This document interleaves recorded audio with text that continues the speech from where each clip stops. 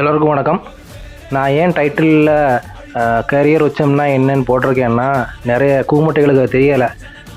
என்னப்பா இது விஜய் எப்போ பார்த்தாலும் கரியர்னு உச்சங்கிறாரு, நாங்களும் அங்கேருந்து தான் வந்திருக்கோம், நிறைய பேர் கிளம்பிட்டாங்க. இப்போ கூமுட்டைகளே, கரியர்னு உச்சம் என்னென்னா, இப்போ கூட எந்த ஒரு தயாரிப்பாளரானாலும் 250 கோடி தைரியமாக கொடுத்து படம் எடுக்கிற ஒரே ஆள் தளபதி விஜய்.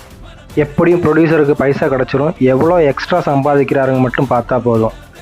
அப்புறம் நீங்கள்லாம் சொல்கிறீங்களே mega hit, super hit, industry ஹிட்டுன்னு, அந்த மூவிஸோட கலெக்ஷன்னு சொல்கிறது தளபதி விஜயோட ஆவரேஜ் ஃபில்மு தான் இருந்தால் அதுக்குள்ளே கலெக்ஷன் தான் அதில் வரும். நெகட்டிவ் ரிவ்யூஸ் எல்லாம் ஆவரேஜ் ஃபில்ம், அதோட கலெக்ஷன் தான் உங்கள் சூப்பர் ஹிட்டு, இண்டஸ்ட்ரி ஹிட் எல்லாம்.